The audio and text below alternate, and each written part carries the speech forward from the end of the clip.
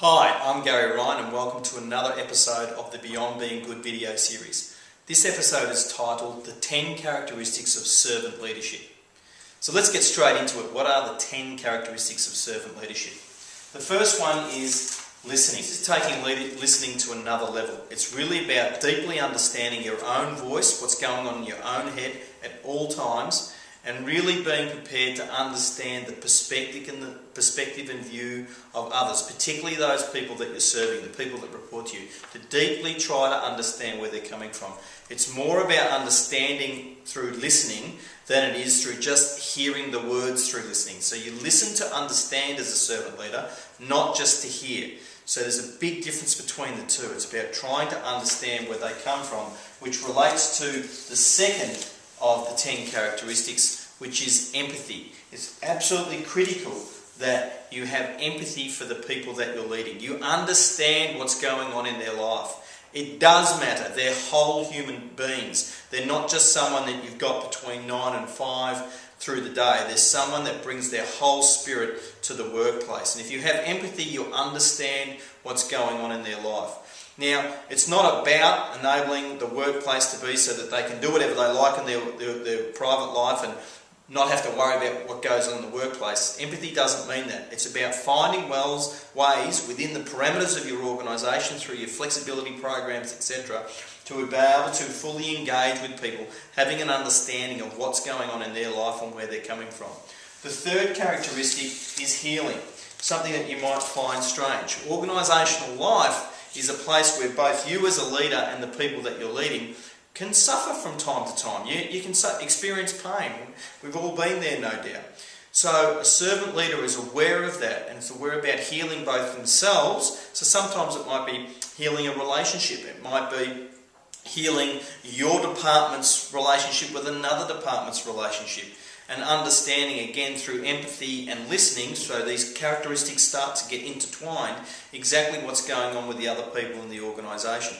And healing can also be present in the way an organisation departs and exits people from the organisation, enabling them to exit with honour, as an example, rather than just giving them a pink slip and saying, you're gone. So healing is an important characteristic of the servant leader.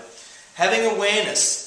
So being aware of what's going on at all times, both with yourself and with others, both within the organisation and external to the organisation. So a servant leader doesn't walk around with the blinkers on. They have their eyes wide open and they are completely aware of what's going on right now in the organisation, which means that they're aware that there are multiple views that are equally valid at any point in time in an organisation, and that they're not blind to the views of the organisation or members of the organisation that might be different to themselves. So awareness, again, is a critical characteristic of the servant leader.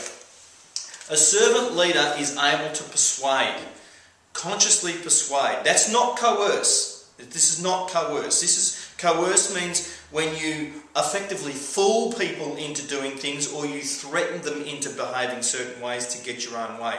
Persuasion, instead, is the use of facts and data and speaking skills to be able to help people through understanding where they're coming from and having awareness of where they're at, so that those people can understand what is actually going on and what you're trying to achieve. So a servant leader is very skilled at persuading using real data, not fake data, real data and information to help others see what you're actually trying to do to work together. The sixth characteristic is conceptualization. What this means is that a servant leader is able to see possible futures. They're able to see and make sense of a future that you're striving to create. So they can picture things, and they can turn those pictures of the future into words so that they can communicate them through these other characteristics with the people that they're leading. Whether that be people that they report to, their peers, or in fact their direct reports. The seventh one, which is similar to conceptualization but in fact is different, is foresight. Foresight is when you can see what's going to happen, which may or may not be good, and that a leader has a responsibility to consider their actions of today in the context of what's going to be the ripple effect of those actions into the future, including what is the ripple effect of the actions we don't take today? So the errors that we make where we don't take action when in fact we should take action. So the errors of omission that I've spoken about in a previous video. So what might those errors be? And we need to have foresight about them. And in fact, Robert K. Greenleaf suggests that if we lack foresight, then we are probably at fault for ethical failures as a leader. That's a big statement. If we lack foresight as leaders, if we lack understanding the impact of our decisions or non-decisions on the future that we conceptualise, then that's actually an ethical failure of leadership, which is a big statement. So it's an important characteristic. The 8th characteristic is stewardship. Stewardship is understanding that the organisation, the institution, the community that we're working for and serving, it's not just about our time, it's about the future. How will this organisation, this institution, this community-based organisation be better in the future than it is today, or at least no worse? So we are stewards of these organisations. It's not our role to come in as leaders and turn them upside down and actually make them end as a result of our presence. How can the institution, in fact, be at least better, if not at least the same, as a result of our time serving that organisation? The 9th characteristic of a servant leader is the commitment to the growth of people. So that's understanding and caring and having enough empathy with people, listening to them and finding ways where we can enable them to grow and become the whole human being that they can be.